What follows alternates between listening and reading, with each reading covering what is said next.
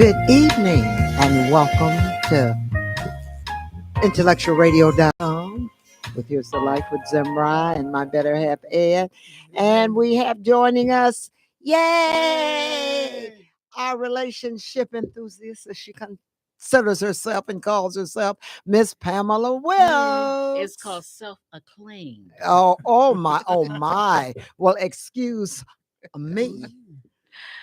And we're so happy always, all jokes aside, we're always so happy to have Pam because she always has, it's a way about her that we just love that's funny, that's serious, that's a little on the silly side, but yet she has so much good stuff to say about relationships and all. We'd say wisdom. Thank you. Yeah. Ed. Well, it all comes together with and amounts to wisdom. But anyway, and we have this brother, Mr. Mitchell Steward, that has this book, 333 in between the hours. 333 in between the hours. This book, I started reading it to Ed because it's wonderful reading. And we were getting ready to go out shortly, get our showers and everything. And so I was reading it to Ed. And I said, well, baby, I'll finish it when we come back. I looked up and I was at the end of that book. It was just that phenomenal, just that good. So, men, you are really in for a treat. And women too. Because he said he made one point that, because I was making check marks and everything all while I was reading it. So he made some really, really phenomenal points. And so I hope you really enjoy this segment. We said that we're going to be bringing some really good shows to you this season. We want you to make sure that you subscribe and like us. If you have any subjects that you might want us to go over or talk about, send me an email to Zemrah1 at yahoo.com. You can also Pamela Wilks at yahoo.com. It's Wilks Pamela. Wilks.Pamela at yahoo.com. Now, I email her all the time. I don't know how I missed that. But I want you to do that because we want, and the main thing, we want to grow.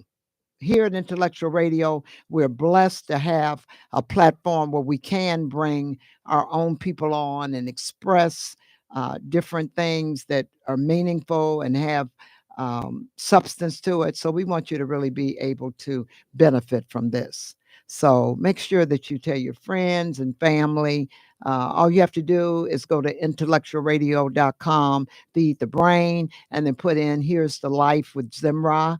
And usually the shows pull right up. So we want you to make sure that you do that. So we're going to listen to one of my songs. Pam, did you want to say anything right quick? I just wanted to quickly say that, I come on every second Tuesday of the month. And one of the things that I wanted to do when we returned was to talk about, as Zemrah said, talk about issues that affect all of us. And we most often talk about women and things that affect women. If you notice, there's always conversation about how to empower women, what women need to do in relationships, what they should not do in relationships, while at the same time, we don't focus on men. We get women together. We get women strong, confident, secure in themselves, able to do whatever it is that they need and want to do. And we don't talk on the same level with men. So I thought, and you all know how I feel about men, I absolutely love them. So I thought it would be good if we would take some time to talk about men from their perspective. Yes. Because now, again, that I'm not in a relationship. I haven't been in a relationship in a long time, but that's going to change pretty soon, I'm sure. Anyway, I think that a lot of times we as women, we say what we think a man thinks. Sometimes we even say when he say, you ask him a question and he answered, we say, oh, that's not true. That's not what you mean. That's not what you feel. And we forget or we don't listen to what they're saying from their point of view. So I think that it's very important for us to sort of shift our conversation a little bit. And that's what I want to do, is to talk about men and how they feel. I was researching some information and then we were talking about mental illness. Men have so many issues that we just don't readily talk about. So that's one of the things. And then when I was exposed to this book, Mitchell is a nephew of mine, a nephew in love of mine, and I am extremely proud of him. And he's written this book, and it just comes from his heart. Yeah. And so I wanted to share it with Zemrah and Ed's audience, because this is intellectual radio, and we need to be a little more intellectually informed. And so that's what we're going to be bringing to you guys. And I think they're going to really enjoy it. Yes. Okay. So Ed, did you want to comment, since you are the male sitting here along with our producer, Mr. Earl Winfrey? Well, I just want to say quickly too, we want to give a shout out to our Wanda B too, and tell her we love her, we adore her, and we really bless you, baby. So God bless, and our philosophy, keep it moving. Yes. Okay, now from a man's point of view, just shortly, just quickly. Go ahead, baby. I'm just playing. She's doing it again. And you love it. Yes, I do. Well, finally, the guys are going to get their comeuppance. So we're going to talk about exactly what men really think. Because most of the time, men will not tell you what they really think, because we figure you cannot handle it in the first place.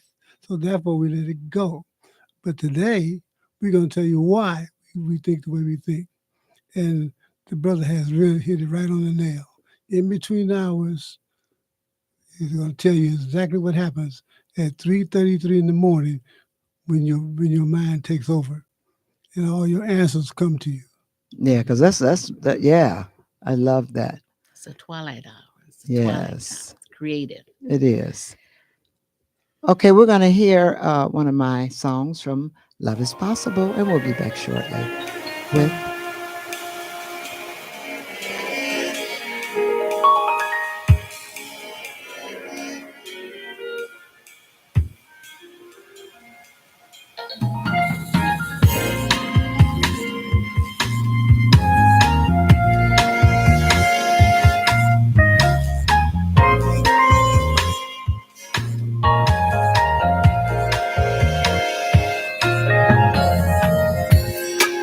love is possible when you believe that it is.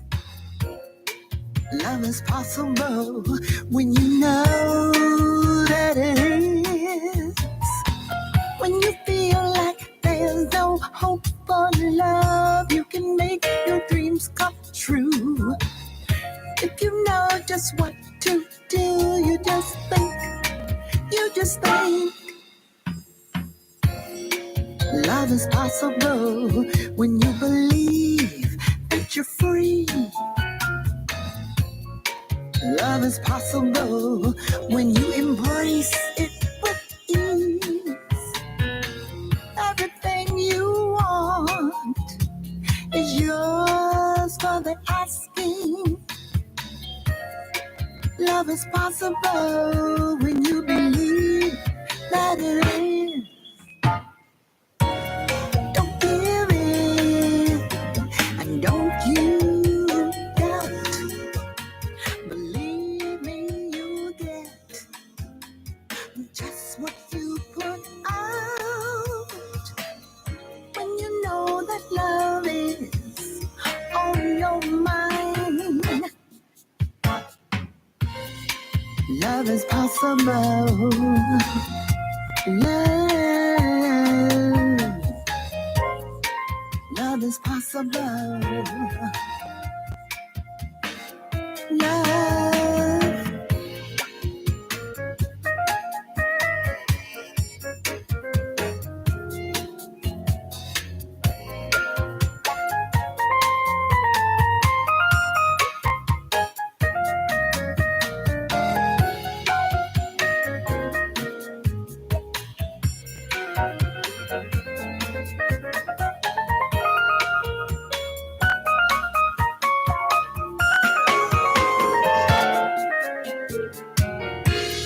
Don't ever give up, and don't you give in.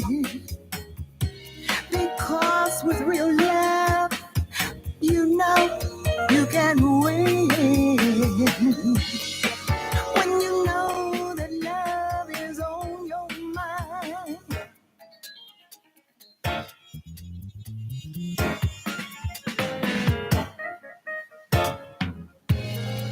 Love is possible when you believe it is. Love is possible when you believe that it is. Don't ever give up, nor give in. With real love. Okay, we're back at IntellectualRadio.com with Here's the Life with Zemrah and Ed. And we have Miss Pamela Wilks here again with us. So excited. You just heard Love is Possible from my Love is Possible CD. And we got a lot of great music that we have coming up. As we promised, we have Mr. Mitchell Steward will be joining us shortly. So if you can just sit tight, tell your family and friends to make sure that they're joining us at intellectualradio.com, feed the brain, and then put in Here's the Life with Zemrah. So, You want to give them a sample of what he's written? well, we can. One of the things that I'll let Pam do a little bit of it. Well, the reason when I first read the book, the dedication really got me right away. And I knew I was going to complete the book in more than one sitting. Mm-hmm. It was just it's easy read. It's very easy reading. And once Mitch come on, he's going to tell you how you can acquire the book. I'm just going to read the dedication. This was his dedication to the version of me that didn't know he'd survive the silence.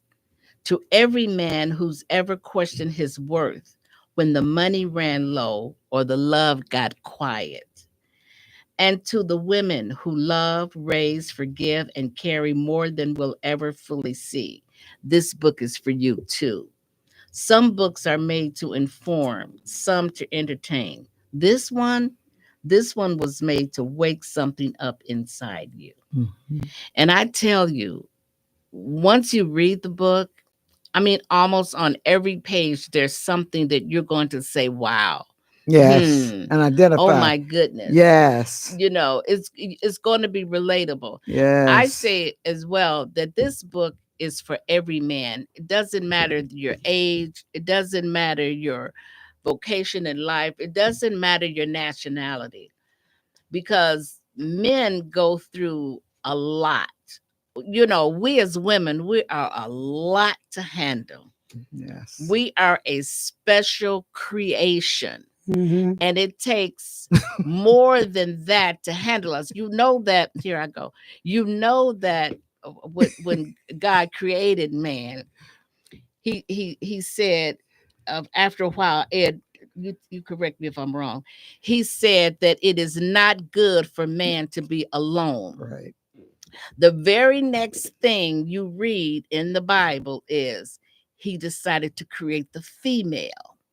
So see, this is my opinion. You know, you can have yours, and that's what I want you to do. Give me your opinion. I don't mind if you don't agree with me, but I'm saying that the creator said that he needed a help meet, which meant he needed someone to help him, which means, now let's go deep.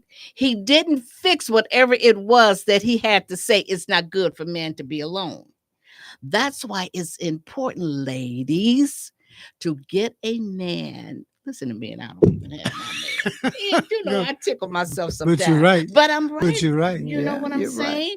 When you find a guy who is attracted to you, he loves you, he wants to take care of you, you need to shift your attitude and see how you can be what we call his help meet, meaning help him meet what it is that he is destined to meet. That's right. Now, on that note, on chapter 5, Love That's Real, one of the things, I mean, I went through all the chapters and page? kind of hit on 12 of chapter 5. Mm-hmm. And one of the things that I loved was real love is gritty. It's, excuse me, it's holy ground with muddy shoes. It don't always sound sweet, but it's safe. It ain't about how hard you fall. It's about how deep you stay. I used to think love was a feeling. Now I know it's a decision. You don't just fall in love, you build it brick by brick, truth by truth, and sacrifice by silence. By choosing peace over pride on nights when ego wants to win, love ain't loud, it's loyal. You'll know it's real when. And speaking about the woman being a helpmeet, they stay when your joy is on E. They see your shadows and don't flinch. They don't just pray for you, they even sit with you in the dark. Now that's when you know you got a woman by your side. Mm-hmm. So I mean, he I mean, he hits He's so some poetic. points. He's Yeah, so poetic in his yeah, in his and you know, delivery. you and I can identify Oh with my that. goodness, Boy, this yes. book is just, Because I mean, it's yeah, exciting we're writers too, and we can hear what he's what what he he's is saying. saying We can because he ain't hear even that. trying. Yeah, He's on the money. on the phone. And what do you think about that, Ed? I think the man, he's right on the money. Yeah. He hits it right on. He hits a universal truth Mm-hmm. that applies to just about everybody and every human being, Mm-hmm. and it points at the flaws in our relationships today. Yeah. Because we concentrate on the wrong things. And what I like about this chapter 2, when he says everything that happens to you, you play a part in it. Mm-hmm. We don't want to hear that because we always want to blame somebody else. This happens. Play the blame game. He wasn't right. He was this. His friend wasn't right. He wasn't honest. You know, he wasn't man enough. But there's something wrong with you because everything starts with you. Everything in your life is because of you, and you're a part of it because you're in it. That's right. And I think the best thing, and that's what I kind of loved about it. I think the best thing is when a man can acknowledge, because it even talked about, you know, men not crying, that they were trained not to cry. And, you know, Right. we've talked about that before, yes. you know, that it's important for a man to be able to show emotions and be able to cry, if so, you know, and not feel ashamed of it. Actually, it shows strength. Strength. And that's what they have not been taught. Right. You know, that's one of the things that men, that's why it's important that a man is in the life of young boys so that they can teach them things like that at an early age, and then they can grow up understanding the power of showing their emotions. That's right. Showing their emotions. Yeah. And just exactly how much strength there is in silence. Oh yeah, that was sometimes the best thing to say is nothing. Yeah. Hold your peace and let the truth flow through, because truth has no master. So if you say nothing, the truth will come out eventually. Yeah. Right. You do not have to defend it at all. Yeah. And here on page 16 is another one that I took out. Wanting love don't make you weak. It makes you real. It makes your heart hasn't gone numb. It means you still believe in connection deeper than flesh, deeper than compliments, deeper than convenience. It means there's still something soft inside you, something the world hasn't broken yet. Protect that. The problem isn't that men don't want love. It's that the world told us the only acceptable form of intimacy was sex, power, or performance, but we crave more than climax. I love We that. crave safe silence, soft understanding, eyes that don't look away when our voices shake. Eyes. Laps to rest our head on after Yes. a long day of pretending to be okay. So, yes, I want love, not attention, not obedience, not perfection, just presence. Love that don't ask me to shrink. Love that don't punish me for healing slow. Love that don't leave when my armor's off. Wanting love ain't a flaw. It's a reminder that under all the layers, we're still human, still whole. That boy is bad. He's And bad. he's young. He's not. I think he got it. He's got He it. got He's it. got it. This book could go very far. We're waiting for Mitch to give us a call in so that we could talk directly to him, because I think Zemrah, Ed, and I, we can go through this whole book. Yeah, we could- really want him. I mean, he's a little under the weather today Yeah, too, so that's we what- want to. I think it might be. Yeah, that's why oh, this is him calling in. Excellent. Okay, Mitch. Hello. Hi, this is Zemrah. Hi, how are you? I'm good, sweetheart. And then we got Ed here, and of course, Hey. How you doing, sir? How you doing? good. We were just All kind right. of sharing some portions of your book, and I just have to say to you, baby, you hit this on the money. So I wanted to ask you what made you write such a powerful piece that was really addressed and give men really an opportunity to have some great food for thought. What made you come to that? Well, in all honesty, first of all, I want to say thank you to you guys for inviting me to your platform, to speak about my book. I'm watching the stream now. Auntie, I love you. You know that. I love you, sweetie. She's I a love sweetheart, you. I isn't love she? you so much. I just want to say that first. She loves helping young people. Yes. Really. Yeah, that's just a blessing. It is. Honestly, what got me into writing the book was, if I could be honest, it was heartbreak. Kind of was going through a hard time, and I kind of got tired of lying to myself, So it was one day I was just going through it, and I kept seeing these numbers on the screen, 3:33, and I was up at 3:00 in the morning. I just my thought was it just wouldn't go away, and so I just kind of started to sit with myself and deal with the emotions. I think a lot of time, especially men in my age bracket and the newer way of living, we kind of just put on this big performance where, you put on this mask and you say, I'm okay, or you go out and, substitute the heartbreak with other attention. And instead of doing that, I just sat in it. I really started to really look at myself and address the issues that I wasn't answering at first. And it was just starting to come to me, and the heartbreak opened up a crack, basically. And it wasn't necessarily about the woman. I think that I learned that most of the time, men, we go through life, our entire lives, being told to never show your hand, never let them see you sweat. Don't let them see you crying. Don't let them know that you're feeling this. And I think that was part of the things that I was struggling with as a man, because it was like I was dealing with so much, but I didn't know where to put the energy.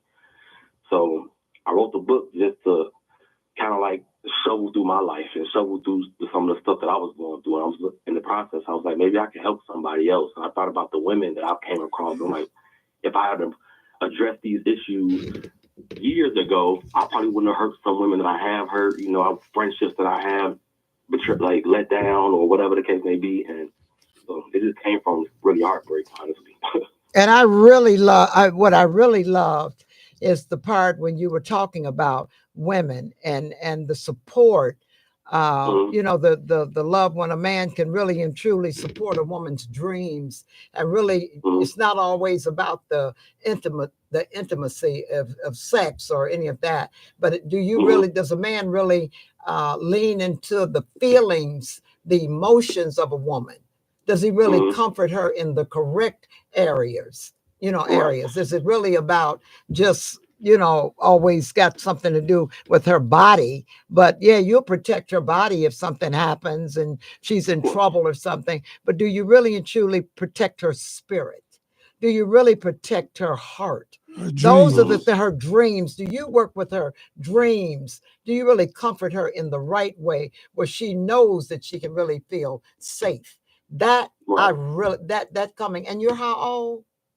I'm 36. Yeah, and that for you to get that at this time, that said a lot to me. That really did, because I think a lot of times men, and and this book wasn't written to put men down or make anything negative, but it was a book I felt that was written to make men, like you said, take a look in the mirror. I mean, that's something we all need to do, but I thought that was very significant. Do you stand in the mirror and really and truly, what do you see?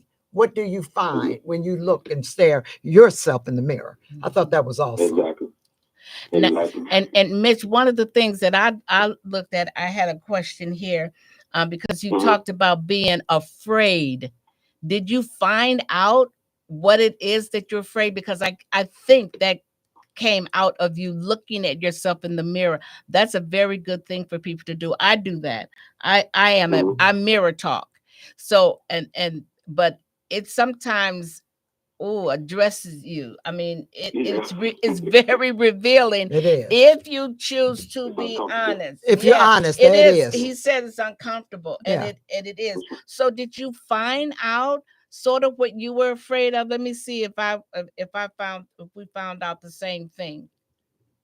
So what I found out a few things on myself. One thing I found out that I was afraid of being alone, afraid of sitting with myself long enough to figure out what I was really dealing with. The next thing I also found out about myself is that I was also afraid of not being enough for people, that I had to overextend myself just to be accepted by people. And it's very, very uncomfortable. Very. But yeah, to answer your question, yes, I definitely found out a few things about myself in the midst of this. I'm just raising my daughter, as far as to go back into what she was saying before about woman's peace. And my daughter's teaching me a lot about women, and she's just a young girl, but I'm just raising her. I learned that a lot of times, for me, I know myself, I hear something, like my mom used to tell me something before she passed, or my sisters, now my daughter, when they tell me something, my first reaction is, how can I fix this? Sometimes I learned that sometimes women just want you to listen and not to fix anything. You don't have to fix everything. You don't have to be a solution to every problem. Sometimes just being there and listening is good enough. So it's little things like that I'm learning in this process and writing the book, and just trying to practice everything that I've learned on the day-to-day is probably the hardest part. Just practicing the obedience of everything. Yeah, because you want to make sure that you practice what you preach. For sure. Yeah, and I love the fact that you said that listening is very important. Yeah, I think that's the biggest thing. Like I said in the book, one of my favorite parts is, for me, I know that love for me was all, I was taught how to perform. I was taught how to protect it. I was taught how to, put on a show for this love, but I was never really taught how to identify what real love was. And once you get out of the sexual part of the intimacy with a woman or your partner, whoever it is, what do you have if it's not love that's really built on the foundation of everything? So right. I think that now, especially in my generation, I think that love is like, I'm gonna say oversaturated, but I think that people just use it so loosely, and we just throw the word around and don't really have any meaning behind it, where it's just kind of conditional.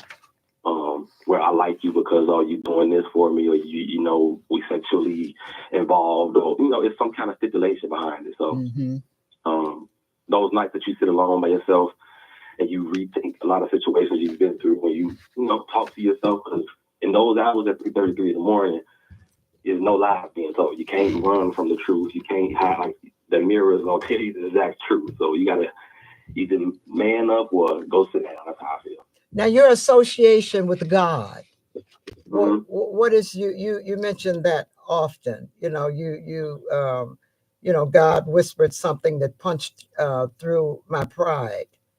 So what? Well, the biggest thing I realized with God is, like I said, it goes back into that stereotype of manhood.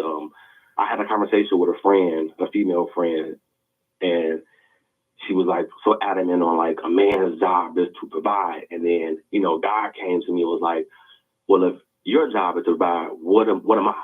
What am I here for? I'm creating the provision for you. So when you try to take away, when you try to be God, you're taking away from the relationship that you may have with God. And I learned in my process that like, I feel like God is, what God wants is for the man to bring him into the family. I need to be leading through you and you leading the right way. And that's the only way that it'll work. That's why I think the provision comes from God. So I think that he taught me, he spoke to me and told me pretty much in so many words to start trying to be him, just follow the path, if I'm living right and doing the right thing and trying to practice all these and good, healthy habits, blessings will come my way. You don't necessarily have to go out here and try to, again, back into fixing everything. Like, allow him to use you as you were created for. So yeah. Like you're the vehicle, because I like when you said that you was high off of delusion, then God detoxed you with truth, and that the healing, the 333, the healing ain't soft, it's surgical. I mean, some of your that's what Pam and I was talking about in Ed as well. Some of the choices of words that you use is, it's poetic. It really is. Yeah. It's poetic. It just. Yeah. I started off writing poetry. That was the first thing I started. You can show you can see that. Yeah. So that's where it came from. Yeah, you can see it. You can see it but for me, I could really feel that your writing is genuine. It's absolutely coming from your heart, and that's why it's so easy to read. Well, it's easy to read, but it makes so much sense. Yes. And it flows. I don't know how long it took you to write this, but it's just so good. It really is. And I'm telling you, we're gonna have to really I have not read a book like this. We're gonna have to really do something about it, because people need this. Men need this. Women need this. And like Ed was saying before, that this is something that would help so many young men as well as older guys. Oh yeah, right? Older guys. Yeah. Because there's so many people, like you were saying, that a lot of men are in turmoil with themselves. Right. Mitchell uses Mitchell. He uses the term war. Mm-hmm. So you're like in war with yourself in many instances, because it's a spiritual conflict. Right. Yeah. For sure. It's a spiritual warfare, for sure. I think that for me, the biggest blessing that I think that I got from this, but it took, to go on to what Auntie said, it took me a little over a year to write the book, just because it started off as so many different things. It started off as a book of poetry, then it started off as a journal of my life, and it just turned into something different as the time went on. But what I learned was that you kind of are in war with yourself, sitting up in the middle of those nights. I had some bad thoughts, I had thoughts that weren't godly, and it was like, okay, you start battling with yourself, and you like, okay, why do I feel this way? I learned that I had to identify what I was feeling before I can even address what I was feeling. Yeah. So that was the biggest thing that I think that I learned as well in this process of writing this book, is how to identify what I'm going through and how to express it in a healthy way and deal with it in a healthy way. And you know what? That was another thing I was going to say, because that's the honesty. You said something too about being honest with yourself. That is so critical. And we talk about being honest with yourself all the time. And in order for you to come to where a place where you need to be, you have to be honest with yourself. You have to be. And sometimes the truth hurts. Oh my goodness. Yeah. It hurts so many people, not just you. It hurts so many people, but I always say that you sort of have to go through the pain and then get on the other side of it, because after the truth is told, there is freedom. Yes. And what else is there to life but to be free? Yeah. So, Yeah. Mitch, or Mitch, And in most cases, go ahead. I'm sorry. Mhm. No, Mitch, I was just going to say that I got a quote from your book says, I used to tell people I got played, that they would that she wasted my time, that she stabbed me in the back. But the real question was, why was you in the game? Why did I keep giving energy to someone who never valued it? Why did I ignore the red flags and call it patience? Why did I accept half love and call it loyalty? Those are the kind of truths that you confront yourself with when you find out when you want to live your real self. And those are the things you find out at 3:33 in the morning. Yeah. Yes, sir. Yes, sir. I mean, and that is those, like I say, is in most of those cases when you feel like somebody's done you wrong, or this person standing in the back, like I say, you are in those rooms. You play a part in that story of what happened to you. So it's in those hours when you're being honest with yourself, you're like, okay, well, why did I allow that? I knew this person was gonna stab me in the back before they stabbed me in the back, and I'm mad because they did it. I gave them all the tools to disrespect me. I gave them all the tools to treat me this way, not only because I didn't treat myself the right way, but also I didn't understand what proper love, what proper friendship, or what proper communication was. So you play a part in every kind of turmoil you go through. Exactly.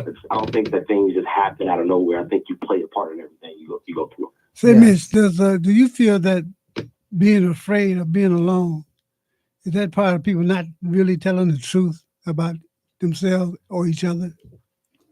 Absolutely. I think that now, I call my time of living now the dating drug era. Like everybody's dating, it's like a new drug, and everybody's putting on this performance just so they don't have to deal with themselves alone. Like you'll get those, hey, what you doing texts, or I miss you, or people just trying to put on this facade of who they think you may want them to be because they don't want to be alone themselves. So I think that yes, people lie all the time just so they don't have to deal with the fact of being alone and dealing with themselves. Shouldn't that be like a litmus test to find out exactly before you do anything else, to find out how much time can you spend alone by yourself? I agree. Yes, you should definitely see how much time you can spend alone. And if you don't mind being alone, you can't deal with yourself, so nobody else want to deal with you. Now, isn't that the truth? You should always you got to be comfortable with you. And if you're not comfortable and like yourself, that's why I like that mirror piece. Because when you can look in the mirror, you either like what you see or you don't. Because I was even listening, and I think what it is too, because you got one section that talks about accountability. And a lot of times people don't want to be accountable. Like I like the part where you said, every time you try to love, but didn't even know what that word meant outside of pain and performance. 333 is sacred, not because of angels or spirits or stars aligning, but because it's when you finally sit still long enough to meet the version of you that's been waiting to be acknowledged. It's not the world that's against you. It's your patterns. I love that. It's your silence. It's your unspoken agreements with suffering. I love that. It's a person's, it's their patterns. It's what you just, it's like you're on a roll of this facade. It's like you're on a roll of pretense instead of really coming down and saying, hey, this is who I am. What can I do to change that? What can I do to make a difference in that? And I think people, that's why that mirror, I keep going back to that. That mirror is something, but that's real. Yeah. But here's something that go ahead. I was just going to say that here's something that young people are thirsty for. They're hungry for the truth. Someone to sit them down and tell them, no, you're doing it all wrong. This is not going to get you what you really want. First, you got to find out what you want and find out who you are. Or you got to go, here's the twist.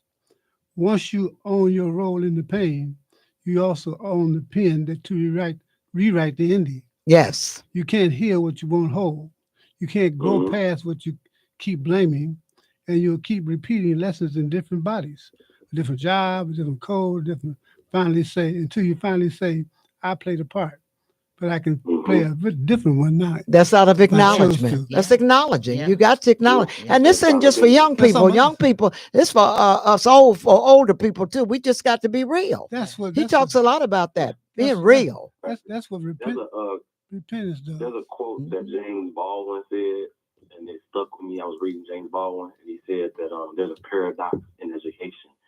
The paradox is that once one becomes educated, they start to question the environment of which they were educated in, and it just stuck with me like over and over and over again. I'm like, what does he mean by that? And I just started to realize, like, you know, a lot of the times when you are in these environments where nobody's really doing the accountability, like nobody's reaching accountability or even practicing accountability. So how would you ever know the practices?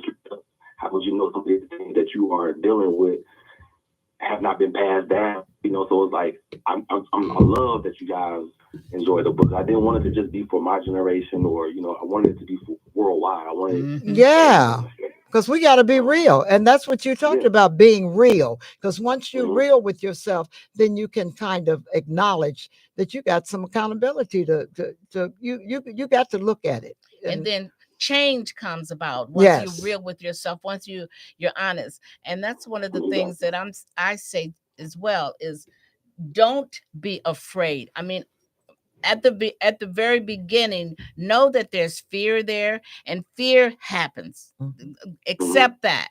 But then what are we going to do? I'm going to be strong enough that I can go through this because there is something else on the other side. There's something else on the other side. So I'm going to go through this, and I want more for myself. Just like Ed just said, what is it that you want? And a lot of people don't think about that in life. No. We just going on laxy-daisy. We going on living. We go to our jobs. We take care of our kids. And we're not sure of what it is that we want out of life. You have to sit someplace and decide, what do you want? What makes you happy? What do I enjoy doing? Who do I like being around? That's another thing. You have to decide, because that's something you can control. Who do you allow in your life? So once you think about things like that and answer those questions, you can then begin to live the life that you desire for yourself. Right. Stop chasing the empty. Stop chasing the empty. Well, here's what Mitch says. Stop chasing the empty. Here's what Mitch says. You want peace? Then hold yourself like you hold someone you love. There you go. Repeat it. Repeat that, Ed. Repeat that louder, baby. He said, if you want peace, hold yourself like you hold someone you love, with truth. There you go. Not torture. Because you don't need to be perfect to be powerful. You just need to be honest. I think you did a handbook here. Every page is a nugget. It is a nugget. I love that. That's what I wrote. That's exactly what I wrote. Every page is a nugget. I said love that. There are nuggets of wisdom in almost every chapter. Chapter 4 was the mirror talk. Tell the men the truth. Call him higher. Remind him he's still here, because once you start talking to the mirror, you stop needing validation from the crowd. I love that. Yes. Mitch, you got something here, buddy. And right now, I want you to tell our audience where they can get this book. Well, you can get it on Amazon, or if you have a Kindle account, Amazon Kindle, just type in 333 in between the hours. If you have Instagram, my Instagram is Mitch, M-I-T-C-H, versus Mitchell, M-I-T-C-H-E-L-L. It's a link in my bio. You can go in there and click it with easy access if you can't find it. I'm in the process right now of trying to get physical copies and, get it out here and just, I have a few people who don't have Kindle. So you can also contact me directly if you don't have Kindle, and I can issue you a personal copy. Because Auntie Pam and I'm Auntie Zemrah. You get them books, baby. We're gonna get them books out for you. We're gonna have a book signing for you. That's what we're gonna do. This book is this is a handbook. Yeah. And when you stepped up and wrote something, it wasn't, like I said, it wasn't to put anybody down, not yourself down. But what you did was you took a look in the mirror and you wasn't happy. with what you have been through Right. or what you saw, and you acknowledged something that really and truly can benefit a lot of lives. And I really believe that. I mean, to make men stronger, and all the chasing of women, and no matter how much money you got, and no matter what other kind of good life you think a person thinks they're living, this tells it all, that if you really want to be real and genuine with yourself, in order to make yourself who you really need to be and introduce yourself to the real you, that's the bottom line, introducing yourself to the real you. Because we're all awesome. You are a manifestation of your creator. God created us to manifest what it is that he wants us to do. Be a reflection. Be a reflection of him. See, so this that you're doing, you're being very obedient. And I tell people all the time, obedience is better than sacrifice. Yes. That's yeah. Say, Yes. Mitch, do you feel that there's a different role that men play than women? That there's a different energy that he is responsible for? There's a certain yeah, I think that it goes back until the beginning of time when God created Adam. He created Adam to be a steward, so I think that men have a responsibility of protecting what God provides. I take issue with that, but that'll be another time. Okay. Understood. But that's what I believe deep down inside that the woman came first. Okay. That's the first time I've heard that. Oh, come on. You said what? I say that, and I said that last time I was here. Oh, Ed. What is Ed saying? Because women. Well, that's a whole nother thing. This is a whole. We're gonna have a conversation about that. That's a whole other story. That's deep. But I do that. But if you think about it, it's logical. Okay. Yeah. Go ahead. Where does the compassion come from? Where does the love? Where does the understanding come from? Usually the woman. In this day and age, what is needed in the earth today? The feminine side of God. The passionate side.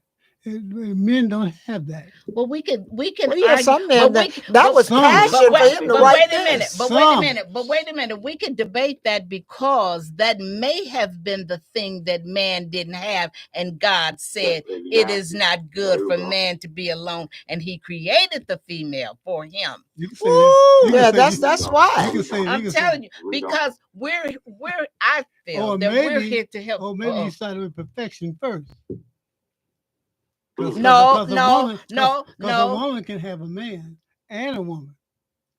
No. But she can't have a man without a man. The man carries the seed.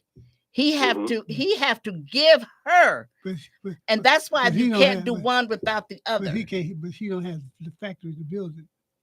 Yeah, but she don't have the seed. That's all. That's why. That's all he's there for. Oh no, that's not all. That's not all. No. Okay, Miss. You see how we get on here? That's another debate. At another time. That's good. We can do it later. I do a little research and I'll show you. It's okay. Because it shocked me too. When I heard it, I was like, what? But it made so much sense. I just be teasing that. On YouTube.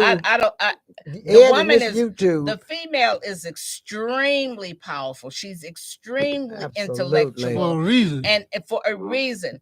But there's a hierarchy, and I mean, you could say anybody had the hierarchy, but you've got to know it's the creator, and then it's man, then it's woman, then it's child. You don't have to say he, you can say she. Well, you can say that because the creator is neither male or female. However, it embodies both characteristics of the female and the male. You cannot have one without the other. A woman cannot bear a child without the seed of a man. Right. And a man can't even carry a child. So that's just awesome. But look what beautiful thing with both of them working together. That is the key. That's the key. That's the key. You must must work together. That's the search for a proper relationship. And if you see a power couple, that's what you are observing. Right. See, That's you're right. the very idea of the creation. Go ahead. I think that I should tell my friends this all the time. I think that women have a superpower, and especially women now and this time and age don't really understand the superpower that they possess. Mm-hmm. It's like simple as words. You guys can feel you're either gonna build your man or you're gonna break him. Like, and I tell women this all the time. Like, you have this so much power in your tongue, where if a man loves you and cares for you and he adores you in any kind of way, your words can either build him up or break him down. Yes. And it makes me think about back to like when I was a kid, maybe like a toddler or something. I mean, I wasn't a toddler, but maybe like 11 or 12. And the first time I've ever experienced confidence was my mom. You know, I got into a situation with a guy, and he was bigger than me, and I was scared. And my mom looked at me and was like, "You can take him. You need to go defend yourself." And she put the confidence in me to even go out and do something that I was scared to do myself. I was scared of this guy for years. He was a big bully around the neighborhood, and she just kind of pushed the confidence in me without even knowing that she did it. I think it was like, no, you're scared. You're capable of doing this. So I just think that women have this beautiful superpower. And all she had to do is to say it. Mm-hmm. That's all she had to do is say it. Right. But the key is listening. We go right back there to the listening. Now, what is your opinion of that? You know, with and you touched on that too about women listening. Men listening. I'm sorry, men listening to their women. Some men will, and some men tune it out. Can you kind of talk a little bit about the importance of a man listening to their woman? It doesn't mean that he's slow or he doesn't know or he's incompetent. None of that. It just means that a lot of times women do have the wisdom where they can kind of help a man kind of move along. Most of the time, for sure. And be that helpmate. Yeah, for sure. I think that you just, as a man, you have to understand you're not perfect and you're not gonna be perfect. So listening and taking advice doesn't mean that you are not necessarily leading. You know, a great leader understands that he has to take advice from his counsel. A great king knows that his counsel is the biggest piece to his success.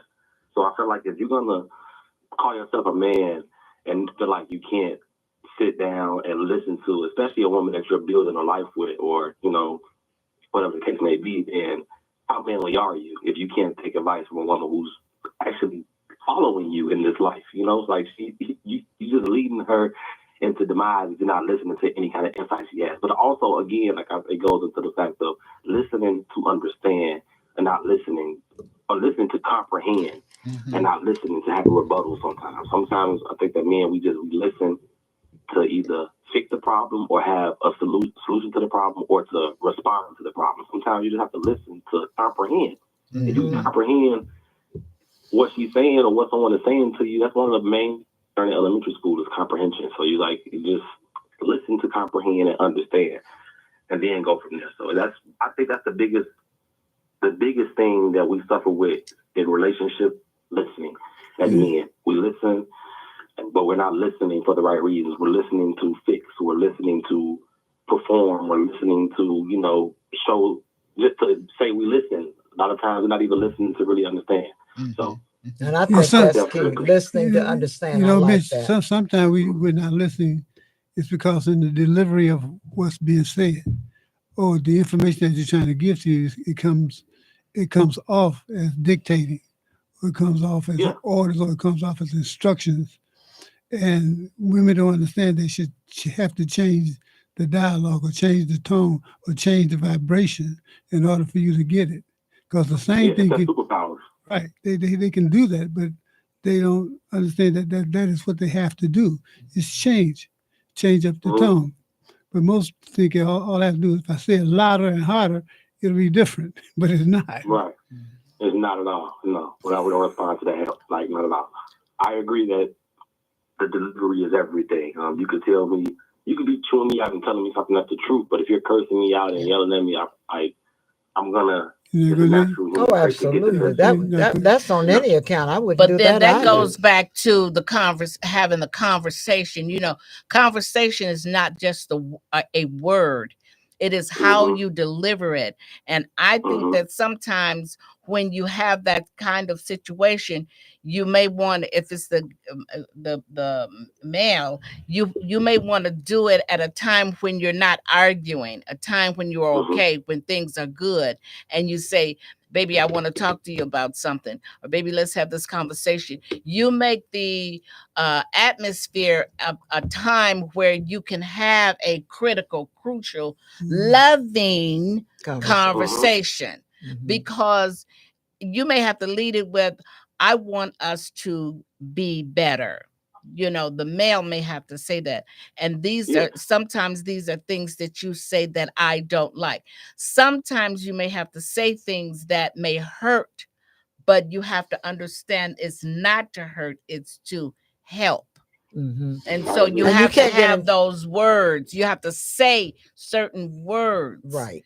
See, but I always add lovingly. Yes. You have to say words like honey, baby, sweetie, and mean it. Don't just say it to be saying it, because words, Mitch, you're so right. I've written something up in a book. Words can heal and they can hurt. Yes. It's like in business that you always compliment before you criticize. Yes. Yeah. Yes. But we have to make sure that on both accounts we don't get intimidated. And our time is up. Oh my. We're in tears over here. So we're gonna we definitely, I mean, it's 6:56 already. Oh my and goodness. We just love that you took the time. We appreciate you. Sweetie. And this 3:33 in between the hours. Again, go to Amazon. Go to, what else did you say? Go. Instagram. My Instagram is link in my Instagram. If anybody has Instagram, Mitch versus Mitchell. Okay. Oh, Mitch versus Mitchell. Oh, I love that. So you make sure you go on and get these books so we can get them in the hands, like Pam said, and put together a book signing. We're gonna do a book signing for you. I will. You guys be my first stop, my very first stop. Yes, sweetie, and we just love you for sharing this book and giving us an opportunity to speak with you. And so glad that you took the time to do that, because I think this is going to touch a lot of hearts today. And we're looking forward to In Between Hours. And I appreciate that. And you being in person. And listen, let me say this as a personal note. I often say that I love men, and I love the men in my family, and I love men that have been around me. This is another young man in my family that has come in my family that I absolutely positively adore. He is the father of my little Miss Madison Square Garden. I love her, and That's love my you. baby too. I love me some Madison as well. Yes, and I'm so happy that you're her father, and we're grateful that you came on the show. Okay. And we love you, sweetie. I'm grateful for you. I'm grateful. I love you too. You know that. Thank you so much. Sweetie. Thank you guys so much. All right, sweetie. You have a wonderful, wonderful rest of your evening. And feel better. Yeah, feel better. And thanks. Based on that, we want you to feel better for sure. And as Mitch says, I appreciate it. Wait.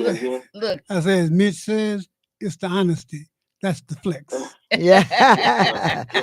You have a good rest of your evening, sweetie. Be in touch. We love you. You too. We can talk to you soon. Okay, all honey. right. Bye-bye for now. Bye-bye. Okay, so you heard it from Mr. Mitch Steward. Man, that was good. Powerful. Yes. You Remember, like that, you got to check that out. Did you love it? Yeah. 3:33 in between the hours. That's cold-blooded there. We enjoyed it. It was awesome. So you're here at IntellectualRadio.com. You see, you got to go on and say how much you love us. Yes, please. Please give us your feedback on this. This was another great segment right here at IntellectualRadio.com. Here's the Life with Zemrah and Ed. We look forward to next week, same time, same station, 6 to 7 p.m. right here at IntellectualRadio.com. Again, we love you, Wanda. Have a good night. Love is possible when you know that it is. When you feel like there's no hope for love, you can make your dreams come true. If you know just what to do, you just think. Love is possible when you believe that you're free.